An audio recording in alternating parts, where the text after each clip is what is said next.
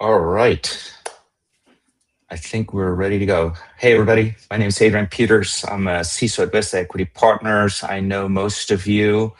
It's my honor here to introduce one, Jason Lish, who's the CISO at Cisco, one of the early adopters and entities got access to Mythos, as well as Vinnie Liu, who most of you in our portfolio are already very familiar with, founder of Bishop Fox, organization that we use pretty widely across portfolio companies, specifically on the offensive side. Also a team that has been leveraging a lot of these frontier models and open models to really think about how do we provide more effective security controls. And so, again, today's topic is really talk about frontier models, Mythos, what's the impact that it may have to our security capabilities, how do we think about folding that into our SDLC process. So again, thanks everybody for joining us. And again, Jason, Vinny, thank you so much for being here. So I think let's kick it off first and let's talk about, take a couple of minutes, just talk about your general impression around Mythos and some of the other frontier and open web models. Jason, why don't you go first, if you don't mind? Yeah, no, and I appreciate the invite here. It's obviously important and relevant topic right now, and so I think we've been in an inflection point. We call April, sort of D-Day when Mythos got announced via Glasswing, with a number of companies that were early invitees to it, including Cisco. So yes, to your point, we've been able to see firsthand what the model is, what it isn't, and what I would say to this audience is, Mythos and Cyber 5.5 and, other frontier models that we'll see, it didn't really make attackers omnipotent at this point. It didn't negate, existing controls to be obsolete. What I think these models demonstrate is that they can autonomously perform complex, security work, that previously required highly specialized expertise and a significant amount of time. Just to give you an idea, Cisco's, gone through 2.2 billion lines of code within a couple months. Something that would have taken us probably 10 years, and at a fidelity rate or a false positive rate of less than 3%. And so that's pretty significant in terms of the speed and scale. But at the same time, we're not finding anything magical. That there's no earth-shattering vulnerabilities that we're finding with these. And obviously, as everybody has read, the main difference is the speed and scale at which these can operate, as well as the ability to combine, and chain vulnerabilities together, and then write proof of concept for exploitation. So that's the main thing is the ability for us to be able to work round the clock with these models, and the autonomization of them, from that standpoint. Good, super helpful. Vinny, over to you. And like, as somebody who really leverages these types of capabilities, if you think about the offensive components, is this like a incremental step? Is this like a genuine inflection point? I think Jason was already kind of insinuated towards his read on this. What do you say? Um, yeah, I mean, similar. I actually have a similar perspective as Jason. I would say Mythos really made people aware of what the capabilities of these frontier models, and I say back in April, it wasn't even that long, it's like 10 to 12 weeks ago. Hmm. But and you fast forward to today, like the capabilities of the models, people were not really didn't fully understand what it meant. And Jason hit the nail on the head when he said speed and scale. And that's really what I think is changing the way that organizations have to think about security operations as a whole. It is a point of no return because now these capabilities exist and you have to reimagine your architecture, your program, your defensive methodologies. And to Jason's point as well, I'll build on it and say it's not about like, you don't need entirely new defenses, but you have to think about how you're deploying them and how you're doing them. Because it's not like we're coming up with entirely new classes of attack. It's about existing attacks done faster, done in parallel, and for the experts that know how to build the harnesses and take advantage of it, it raises the ceiling of capability dramatically. On the flip side, though, I'd also say it lowers the bar. So, for the low on the low end, and people that previously wouldn't have been able to perpetrate some of these attacks now have some modest capability at their disposal. But it's, undirected in a lot of ways.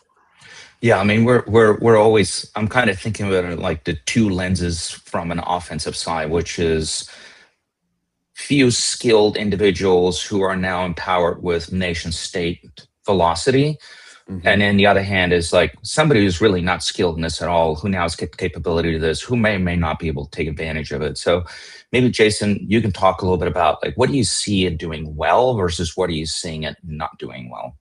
Yeah, and just actually one more point too on the first question there. I because I always get asked about the talent and what this means for security teams, and the expertise I don't think disappears. Because that's obviously the big concern. There's expertise that's going to still be required to frame the problem, build the environments, validate the results. Understand business impacts. The remediation aspects.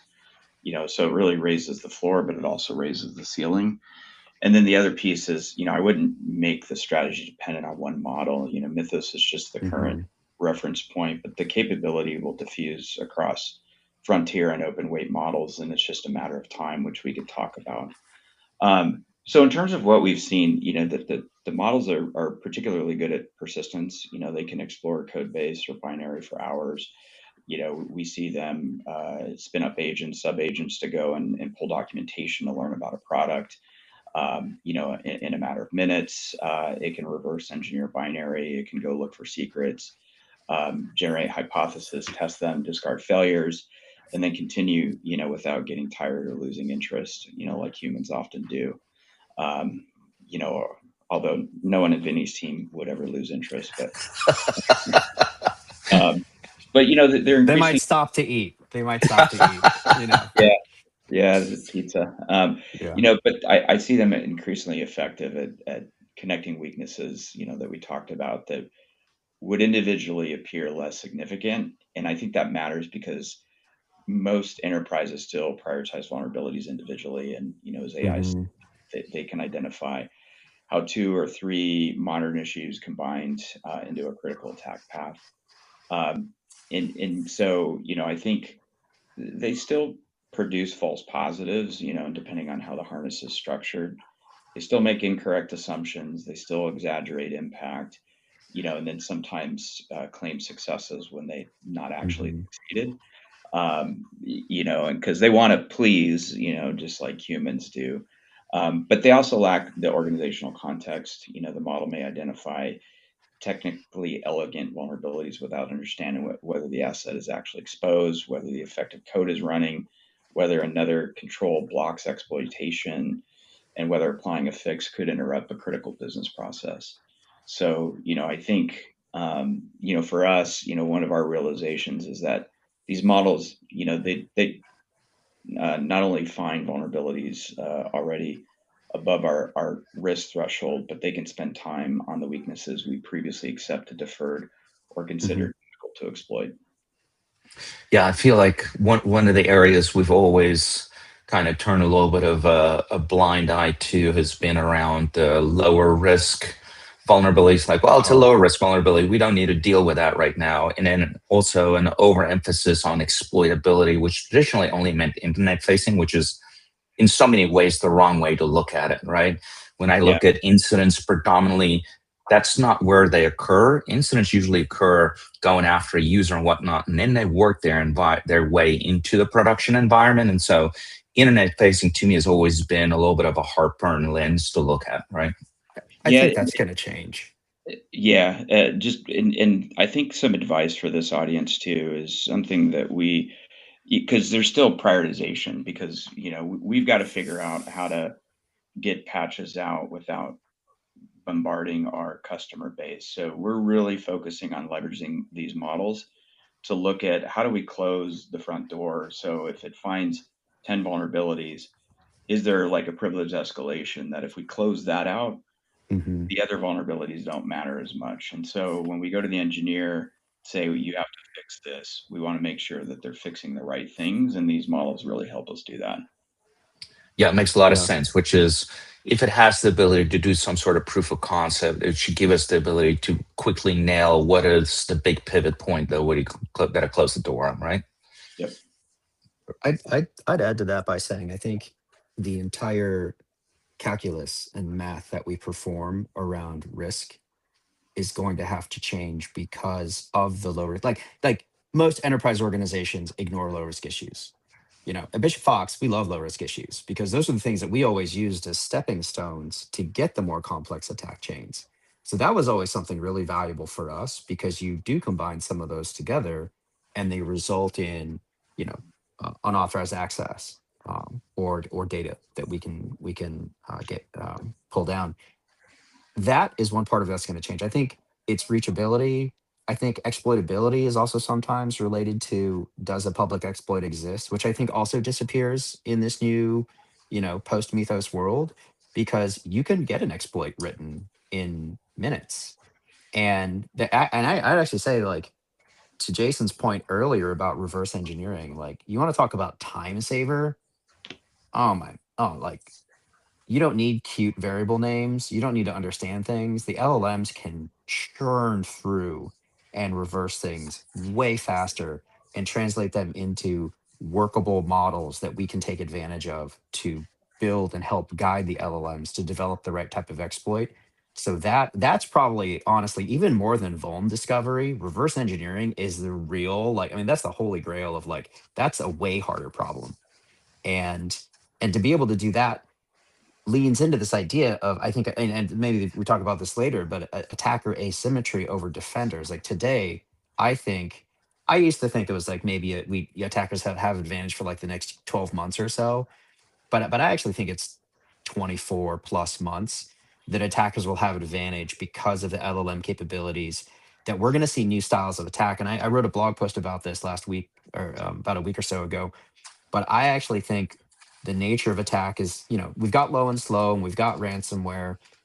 I think the ability for LLMs to be within environments, to read your IT support wiki, to read your architectural diagrams that are there to help your users, it can process all that in minutes and then immediately knows where to go and it can run all the routes in parallel.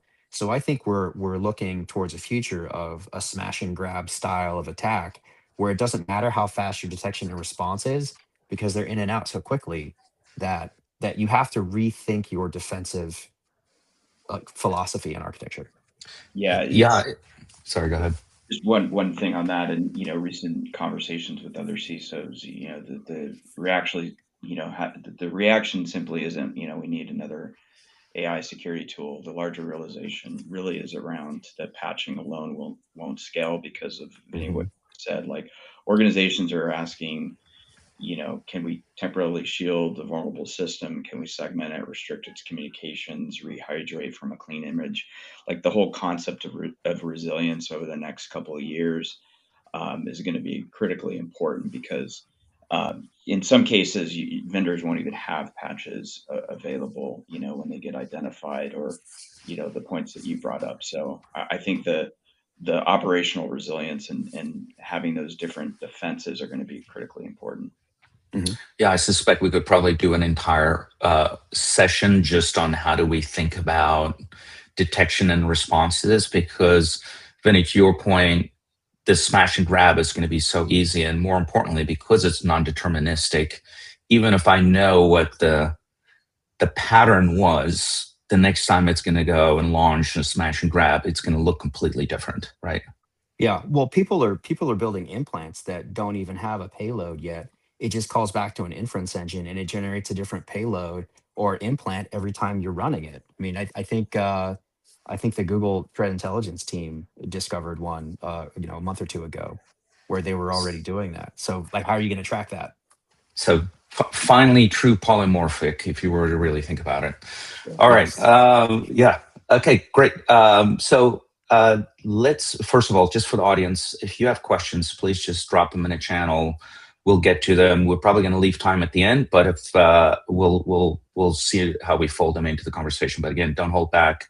We're trying to get to as many meaty ones as we can, so I can put a both Vinny and Jason on the point here. Let's talk about how this fits into your SDLC stack today. And so I'm thinking about this. I do want to talk about talent people, but let's just first talk about how does my SDLC stack today change? And I would like to get a perspective. One is from a product development perspective, but also, Jason, I know how much you guys are doing this already, but also from an offensive perspective, right? How does this fit into my offensive pen testing team capabilities as well? Yeah, and just kind of frame it up. We've got about 82 offensive testers that do nothing but try to tear apart our products, just because of the wide product base that we have and the criticality of the products, within our customer environments. And so, that I know we'll get into the harness aspect, but we had been starting to leverage, the models for probably a year or two now, primarily from a source code scanning standpoint and being able to do modeling. And, obviously when we got access to Mythos, that changed things dramatically, but we had already built the framework that we started to leverage AI that we were able to plug it into. But if we look at the question of like, does this replace SaaS, DaaS, AppSec, pen testing in general? And I think we need to be careful about declaring entire control categories dead. If you all remember when Anthropic made some sort of announcement, all the cyber companies, Yeah. yeah, and it's like, all right, come on, like Yeah.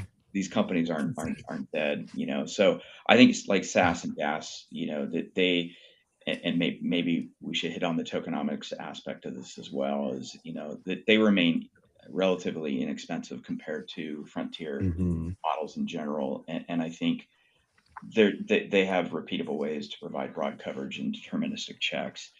So I wouldn't use the most expensive frontier model to rediscover every issue that a traditional scanner can find cheaply. So I think, and we've talked, Vinny, you and I have talked about, Yeah, we talked about this a bit. yeah, the tiered approach, right? Traditional Yep. tools can provide broad continuous coverage. Smaller models can help with triage, explanation, Yep. deduplication, routine Or remediation. orchestration even, Yeah, you don't need Mythos or 55 Cyber to orchestrate like a methodology that you're following. yeah, yeah. And then frontier models, I think, really have them focus on high value code, complex logic, exploitability, attack path chaining, and difficult, to assess systems. Mhm. So like if you said, hey, if you're forced to cut something to cover tokens, um, I wouldn't begin by cutting SaaS or DaaS or traditional pen testing. I'd first eliminate duplicate scanning, low fidelity tools, and a Mhm. large amount of manual labor that we spend moving findings between systems or reviewing issues that have no realistic path to exploitation. The days of periodic pen testing, getting a PDF report, loading that into a risk register, assigning a ticket, like those are the things that we really need to focus on, eliminating waste and all of that to try to speed things up from a machine speed perspective. Yeah, I'd agree with a good bit of that. Our experimentation, it actually is different because we've been building harnesses, and I know you guys have been building harnesses for some time, which is interesting because like Mythos came out, and then like the whole world realized that like, oh, you know what you really need isn't just the model. It's like you actually need the harness. That's actually what probably makes a much bigger difference in Yeah, terms of reducing hallucinations and false positives and getting meaningful output from it. But you got to have experience figuring out what matters. And so what our experience has been when a lot of a number of our customers are also Glasswing partners. And so when that dropped, like our entire teams got redirected towards triaging the output, figuring out how to build context, what's the business logic, how do we add more to existing harnesses or build new harnesses from scratch to deal with it. And what my argument is that I actually think long term, the harness is going to be more important than the models themselves. I actually feel like most organizations don't need 55 cyber. You don't need Mythos. Um, Even the GLM 5.2 that was released in the last couple of days is performing on par with a number of the frontier models, in some cases exceeding performance in certain benchmarks. that reality is here today, and I think you can expect that to continue. And it's just not the model; it's how you're able to instrument it and use it. Our focus has been on dynamic testing as opposed to source code. Just you know, we don't have like a giant product suite to review like Jason does, but ours is we just assumed that the frontier labs would be able to outperform and outtrain us whenever it came to code analysis. That was correct bet. But when it comes to like dynamic testing and validation of dynamically identified findings and doing AI powered testing, for us, the harness makes all the difference in the world Yeah. because of I think one thing you mentioned, Jason, is like miscategorizing risk. The other one that we find is like a lot of times once it finds like a low risk issue, it stops because it's like, oh, I found it, I found the issue, I accomplished my task. What they don't realize is that like that low risk issue, if you'd pushed it one or two steps further, like the critical is hiding right behind it. But it like I found my lost keys, I'm gonna stop, Mhm. Yeah. so it stops looking. Yeah. Great topic. So let's pivot this over to a little bit of adoption because I do think, I mean, I've been trying to really tell our community around the notion that even if you were to get access to Mythos today and we were able to afford it, you're probably not going to get your bang for a buck for it because we do need to have the right talent, skill set, but more importantly, we need to have the right harness. Not just because it can do dangerous things, and we've seen it. We've seen it gone and change, you know, large data models because he was not happy with the output that it derived as a synthesis. But more importantly, also, how do we really maximize this? So let's pivot it over to you, Jason, because I know you guys even built your own harness. I know you spent a lot of time doing it and even talking to other peers that had access to Mythos to teach them how to maximize this to the point where you even open sourced it. So talk to me a little bit about like what does the harness mean? Why is it important? And Vinny would love to get your feedback on the same thing. Yeah. So, as you mentioned, when we became Glasswing partners, the biggest question that our customers were asking us is, can we get access to your harness? Because we had explained that we had created a harness even before, the Anthropic and OpenAI models came out. And been using them for probably about a year or so and refining them over time. And, it's really a combination of, open source and purpose built agents and some other things that surround the model. To Vinny's point, you can plug any model in there. And when folks ask, hey, how do we get access to Mythos? And my first question is, what are you going to do with it? There's other models out there, and if you have a harness, you could get to work now in terms of Mm. performing some of the same functions that companies like Cisco and others have been utilizing Mythos for. And you mentioned that we did open source it.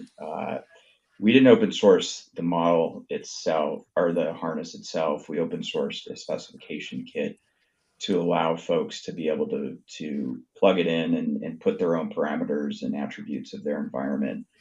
One that reduces false positives and makes it more contextual for the environments that they need to test in. So the analogy I often use is it's a recipe, and if you need to swap out crushed tomatoes for whole peeled tomatoes, it gives you that opportunity to do that, and then it spins up the right agents for your environment. The other thing that we have open sourced is something called Project Code Guard. So we gave that to the Coalition for Secure AI because the realization is that 80 to 90% of our code is going to be AI generated at some point in the near future. Hmm. Yeah. And so how do you have these harnesses actually train the AI coding agents so that they're not reproducing the same crap over and over again? And so you need this feedback loop. And so Project Code Guard actually ingests from the harness, and then it actually continues to put the right skills and things that are needed as that code is being generated, if that makes sense. The last piece I'll say is that it's not necessarily about modelability. I think is going to be important, and I'll give you an example. So when we first got access to Mythos, we actually tested it against our own agentic SOC AI model capability. And Mythos actually performed worse than our model that we had already developed. So we used Llama and a combination of other stuff. And the response times was much lower on our model than it was with Mythos, just because it was designed for a specific purpose. And so this notion that one model to rule them all, Yeah. we've got to get past that. Multiple model or a multimodal approach is like we've learned that the hard way. In our testing, dynamic testing, both network and application, we swap between models based on vuln classes. And the interesting thing is that like you also see some drift over time, which is weird behavior Yeah. for us to observe. But I'd also add, in addition to multimodal, like with one of the really large Glasswing partners, they have multiple harnesses even. Like it's not just like one harness to rule them all either. They've, for each different business group, they've got a different harness they've developed. Um, you guys, I mean, the fact that you have like a sub 3% false positive rate's like wild. We've been at it and we've been able to get it between 20 and 30%, but we're still seeing false positives in that range. A lot of time just it lacks business context. Um, so that's been Yeah, something I that always we've struggled always with. use the analogy is like you got to keep a pulse on it because every now and then it will just go bipolar on you, and so Yeah. you need to have skill, talent, constantly monitoring and feeding and directing this component. And so, Vinny, can you spend just a little more time to talk through those who are on the call who are not familiar with what we mean by harness? Like, what does that mean in your terms? Oh, sure. Here's an analogy, right? If you've got an engine, like you still need transmission and a steering wheel and wheels, and you still need a driver to make sure that it's going in the right direction. It's doing a lot of work for you. A lot of the effort's been taken away, but you still need somebody to make a call in certain cases. So that harness really is about, guiding and directing um, the engine to perform certain functions at certain points. Because what we found is that like you could just take the straight up model and say go find vulnerabilities, but the performance of that, especially on longer horizon tasks or tasks that take up much more context, that breaks down. I mean, it's the whole reason agents came about in the first place, was because you had these very complex workflows and tasks, and you needed to actually decompose them into individual tasks that make up workflows. Those workflows, then multiple workflows make up a project, and multiple projects are part of a program. So in the same way that you would imagine how a human does work, like agents are doing the same thing, or LLMs are doing the same thing. And that's kind of why like you have certain agents that are trained to do very specific things, or models that are trained to do very specific things, is because you want to improve the performance in that one area. The harnesses then have the ability to call out to multiple agents that may leverage one or more models in order to get that task done. And as this links into the economics of it, like you do not want to use Mythos or 55 Cyber to do really basic tasks. You don't, in some cases, even want to use an LLM, because having an LLM spend the time and the money to generate a new script or write some code to test a cross-site scripting vulnerability every single time it runs across a cross-site scripting issue is the most expensive and slowest way to solve that problem. It's a solved problem. It doesn't require an LLM to do it. There's certain things that have just been solved, and you don't need to recreate the wheel every single time you run into that issue. And so we think about it as reserving it for the right use case for the vuln classes that are more traditionally resilient to detection by deterministic tools. Yeah, and so the harness is both to apply guardrails, but also gives you the ability to tune when do I use what capability within my SDLC toolkit in order to maximize effectiveness and efficiencies. Now, Jason, Yeah. I know you were part of the early small posse that got access to Mythos, and I heard from a lot of folks who talked about getting a pretty big false sense of security because they just didn't find much, and that kind of ties back into, I think the story you mentioned about building a harness. Can you talk about this a little bit more? Yeah. So when we talked to other members that were part of Glasswing, we had got a lot of feedback that they weren't finding, a lot of issues or vulnerabilities. Some were only scanning open source with it, so they weren't even scanning their own, internal products or code, and just really using it as a SAS scanner. So I'd say probably 90 to 95%. Whereas we took a more comprehensive approach, and we're primarily using it from a black box, dynamic perspective. Now we are feeding, source code scan, historical source code scan information in it, but the models or the harness that we have set up, to Vinny's point, it's a specific number of agents that can call other agents. They can call other models. We've got an agent that does, it's a variant finder. We've got a defect tracker. We've got a remediation writer. So each one of these agents are performing different sets of responsibilities to make it highly effective, from that standpoint. So again, I think a lot of this does come down to the harness and, not just taking a model and telling it to go find stuff, per se. Yeah. The other, the other piece, the other important element is that the Mythos model and specifically, is unguarded, the preview. Mhm.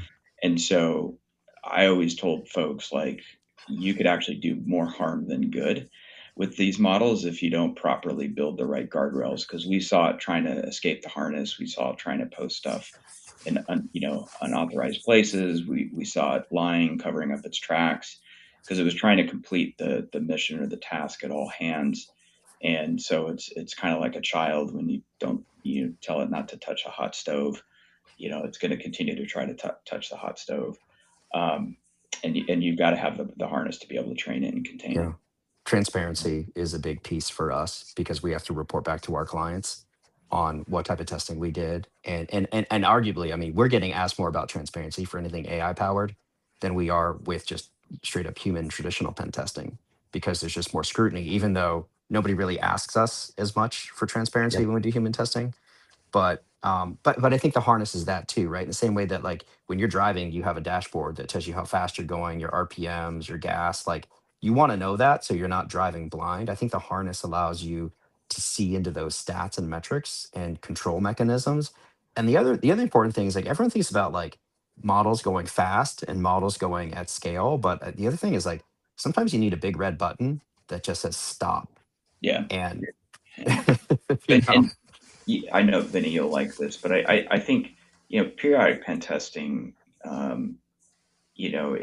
think it'll evolve to continuous validation, mhm, but human-led testing remains important, for business logic, creative adversarial thinking, social context, and challenging assumptions built into the automated system. So I yeah. don't see that necessarily going away like we all thought, several months ago when all this started to drop. Yeah. So this is a perfect segue to talk a little bit about like talent and talent implications. So, Jason, I'd be really curious to get a little bit of a read on you. So, like, how's your team changed over time? And then specifically, not just on the security side, but on the development side as well, right? Like traditionally, you want a lot of these AppSec capabilities to sit within the DevSecOps teams, not just with the security folks. And so, like, how has teams evolved and has ownership changed much? Yeah, I think that's evolving. I mean, when we got access to Glasswing, from day two, the 80 offensive testers that I mentioned got reassigned. Every single one of them Yeah. did it, and so that's been their full time job for the last couple of months. To go through this. But so that's one thing. That since this did drop, it's been all hands on deck. At least for Mhm. us as a product company. But going back to your question about security ownership and all that, I think engineering still needs to own security quality and maintainability of what it builds, and I think security as we think about providing those paved roads, the architecture, the guardrails, testing capabilities, runtime controls, all that stuff. And so I think the future is, and we've all heard the, slogan shift left.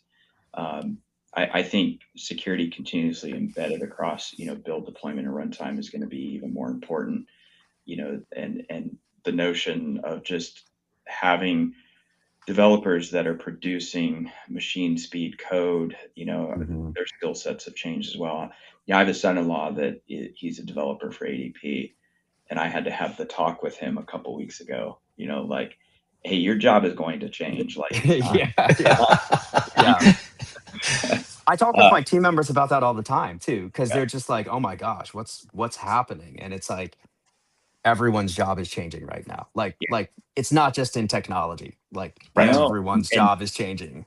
I don't know if you guys are aware of this, but like Google and others, they're offering sign-ons now with token credits. So they're giving developers a set number of token budgets as part of their sign-on. Wow. So I mean, it has to change the way we think and use and leverage AI to Yeah. produce meaningful products and capabilities. I think that's going to be a big mind shift for a lot of folks. I've got a comment and a question. The comment is I actually feel like the amount of code and software being produced, even as our jobs and our roles evolve, even as that happens, I think the problem or the challenge, the problem set of like how much work there is going to be, that needs to be done to be secured is going to outstrip the even with AI enabled security, it's still going to outpace our ability to like try and keep up and try and find and fix. And then my question actually is, Jason, this is something I've been asking a lot of folks. Do you feel like engineering or development, if given the harness output, has the capability to interpret the results? And would they even have the capacity to deal with triaging and figuring out what matters and what isn't? Or do you still see that function staying as part of like the evolving role of the security team? I mean, I'll probably give an unpopular answer here, but that has continued to remain within the security team. So we're leveraging the harness to actually produce high fidelity fixes based on the proof of concept, exploits, and working with the harness to be able to say this is the thing that you absolutely have to fix. As an example, if we find privilege escalation that leads to a buffer overflow, blah blah blah, we work with it to say what do we actually have to fix here to reduce the chaining that you're seeing, because we don't want to flood our customers with thousands and thousands of CVEs or vulnerabilities. We'd rather go after the critical fixes and things that really need to target. So when we go to the engineering team, we could already say, here's the fix that you need to apply. We weren't able to do that prior to these models. Oh yeah. And Yep. things like Yeah. Yeah, which here's a finding, go figure out how to address it and what code you need to put in to fix it. And now we could provide a lot of that for them.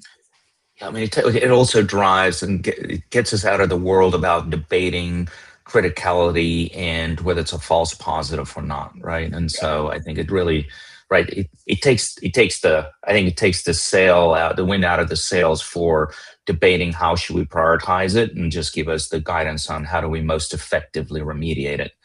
And so I think I heard you say, Jason, that you took your offensive team and immediately applied to him, which to me insinuates it's somebody that understands how to coach Mythos, how to guide it to provide most value, how to work through false positives in order to really focus on immediate components. And so is this the way we should be thinking about this? Like, as I'm thinking about how do we enable our portfolio companies to take advantage of this?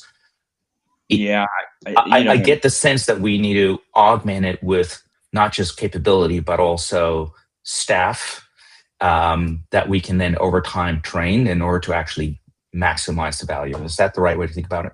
Yeah, I think that's a parallel approach. And if you don't have offensive teams or large offensive teams, there's partners out there to be able to leverage.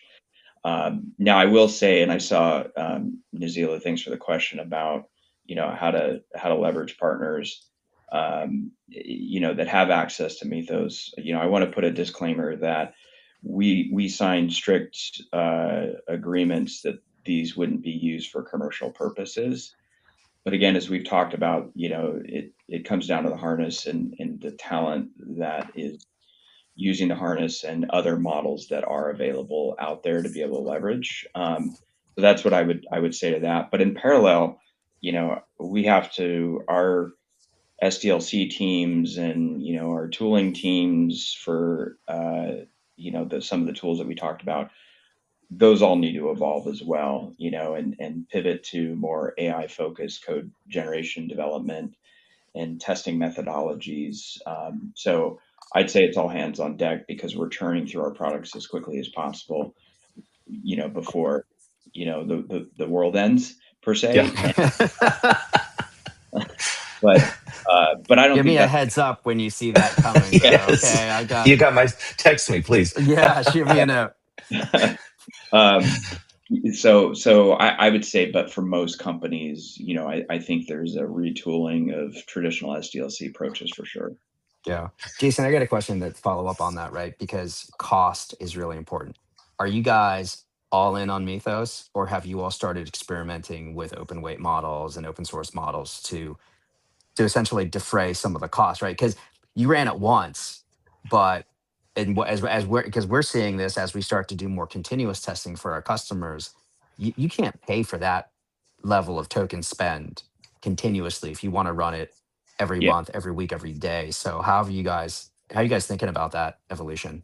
Yeah, I'd say manual AppSec, as we traditionally know it, I don't think that disappears. Just think it moves up the value chain because, tokenomics is real, and, the token cost forces discipline, and, organizations shouldn't send every repository alert or routine task to the most capable and expensive model. Like, Yeah. route work based on risk complexity, using cheaper models, traditional automation for routine tasks, and and then escalating the most consequential or ambiguous cases, I think is going to be Hmm. important. The right measure is not the cost per token; it's the cost per independently validated and remediated risk. Right now, we have a cost per finding that we've come up with, and we've actually reduced that cost as we've gotten better at this, if that makes sense. Yeah. Uh, and so, to your point, that tiered model approach, I think, is going to be important. And I think the skill set piece is going to change. It's going to create like I don't even know the term yet, like a ecosystem architect that says, based on the problems that we need to achieve, here's the best approach of open source, of commercial, of open weight, of frontier. Like, there's Oh now, yeah, yeah. It's totally. almost like the commercialization of of the harness itself. Yes. Yeah. And every company is different in terms of how they need to approach that. And so I Yeah. think, when we look at the talent, if I have a 18-year-old going into college that wants to go into cyber, I'm going to be like, that's an area to focus on. Hmm. Yeah, I think that's right. Makes a lot of sense. Like we're not hand tuning assembly post compiler optimization anymore, and some people don't even like program in C. Like Yeah. they're not teaching that. Is like we're moving up the stack. I think that's the kind of evolution we should expect. But every time somebody's like, oh, we don't need people anymore, it's like, well, let's get rid of the people. That's always the sensationalist headline. um, my counterpoint is I think the experts are going to be even more valuable because they're going to be sitting on top of an agentic stack that is doing so much work Yep. that the decisions that do bubble up to them are going to be the most consequential. And because the volume of work is increasing so much and we're just trying to keep up, I think the people with like, if you're lucky enough, like Jason, to have like an 82-person offensive security team that you can just switch on overnight, like, Yeah. yeah, like way to go. You're going to get a lot of work done. It Yeah. But hasn't, it hasn't been cheap though, for sure. yeah, yeah.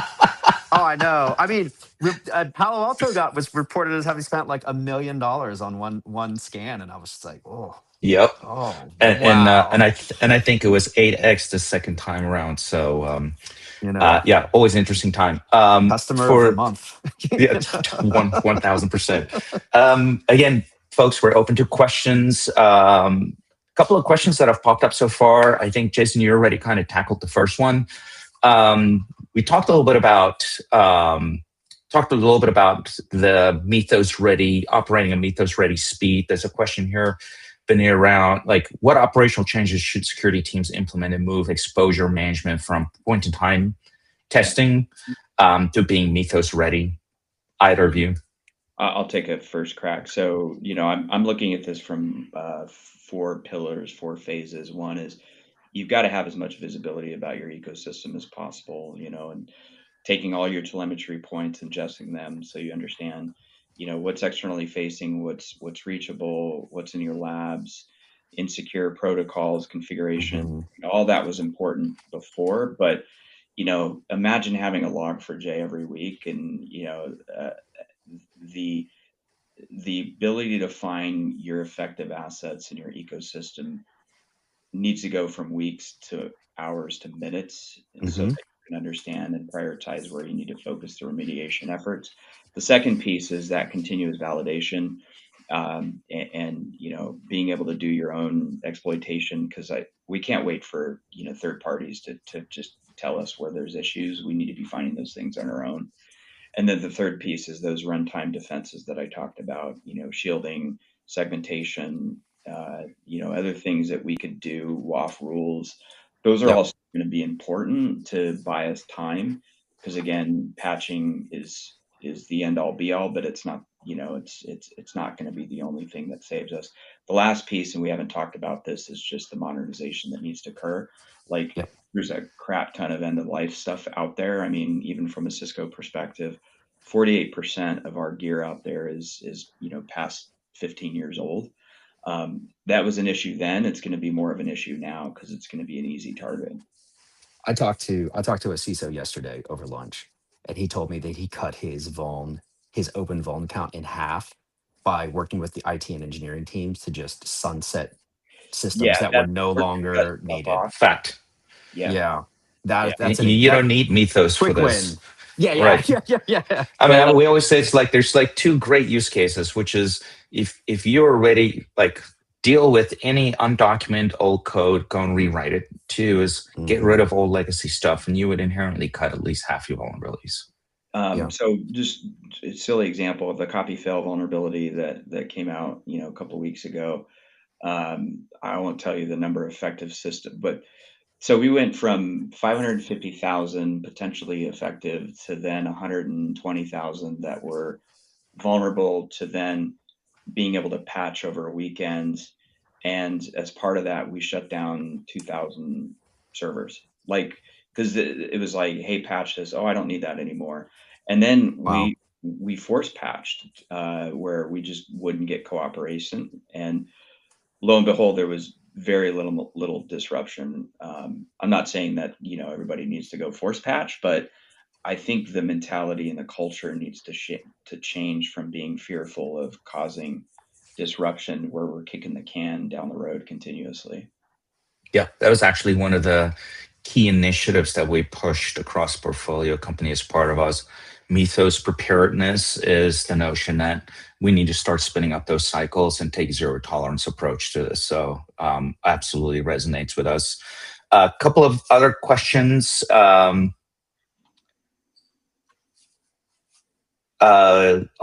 hit first, Eric, which threw a zinger at me, I assume. The question was, given the complexity and intense human resources required here, do you see larger P firms developing the skills in-house and running these assessments as a service? I'd say the P firms are still all by and large trying to figure out what their position is going to be on this. We're at Vista are actually actively talking to some partners who can help us build a harness. We just want to get a couple of portfolio companies together, so we can basically go and test it, build a harness, build a playbook, and then augment it with some services to basically, 1, get some of these portfolio companies spun up, and then 2, also teach them to fish. That is our going in hypothesis right now. I'd say the other thing to add to that, because I was in a Blackstone portfolio company, so very familiar with this, is that I think PE and VC firms can facilitate the collaboration and sharing, because portfolio companies, there's a mixture of large and small, and some have more capabilities than others. So I think fostering that collaboration and sharing of best practices and what others are doing across the portfolio, I think, is an important area to focus. Perfect. Good. Yeah, absolutely resonates with me. And I think, Vinny, like your perspective has been that's what you're seeing as well. It's like almost all your customers who you've generally been doing work for are all now approaching to say, help us build a harness, teach us how to do this.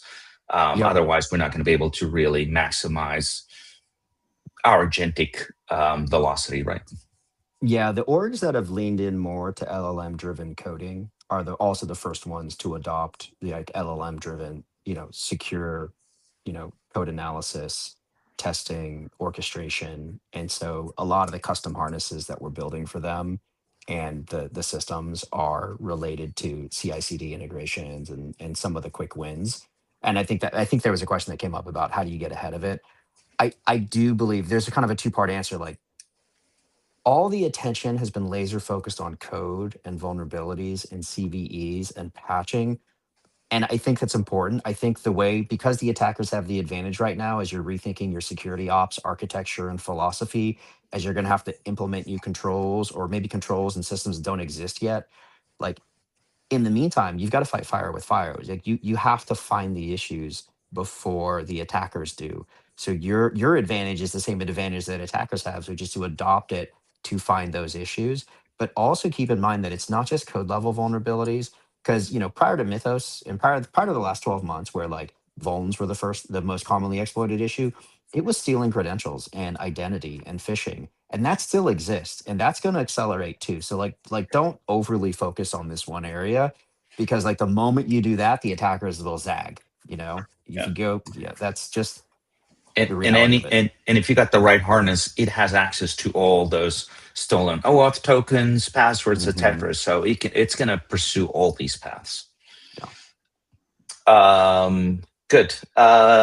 What's your current view on companies like ours implementing tools like Claude Cowork? What controls, process, telemetry, etc. apps are absolute musts? I know that's not specifically tailored to this one, and just for context, we've generally taken a position that we want people to maximize all the AI tools, but Cowork, by and large, today has so little visibility Hmm. and we've seen so few controls that are effective in giving you visibility into that environment that our position has been to not adopt it yet, but it's just a matter of time. And so be curious to just get your perspective.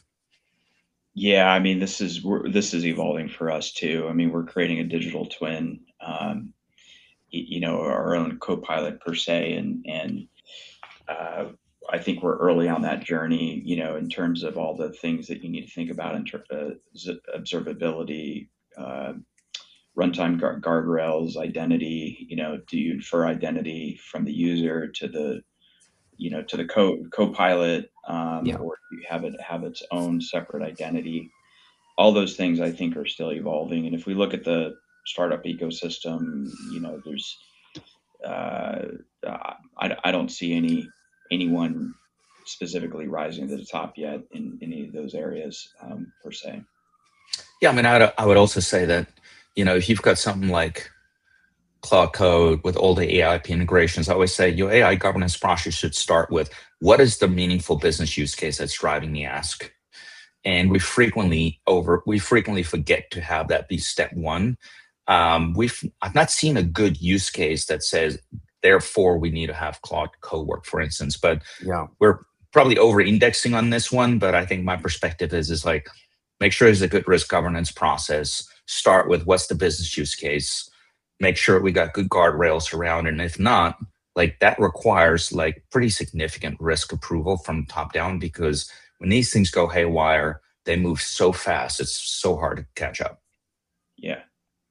And none of these tools are building for enterprise grade feature sets. They're building very powerful engines that can do very cool things. But that's why we have to build harnesses for transparency, because we Yeah. need to have that visibility. And it's arguably the same reason why I think, Jason, you're probably arguing there's don't swap out your SAST and DAST just yet. Because you know what? All of those enterprise grade pieces of software have a lot of the features and tracking and integrations that you need to run a program at scale it's like, it's very impressive what the engine can do, but you still need the rest of the harness that's enterprise grade for that purpose. So where companies land on the build versus buy spectrum, it's probably a whole nother hour-long conversation. Yeah. Yep. Awesome. Well, we're getting at the end here. Vinnie, Jason, I honestly can't thank you enough for spending some really quality time, give us some real inside view into from people who've been on the ground versus the mythical Mythos articles that we're seeing. So this has been really, really fantastic. Appreciate your time as always. And for everybody who joined, thanks for the great questions. I hope this is helpful to you. So thank you so much. Yeah. Thank you. Yeah. Thanks, everyone. See you guys.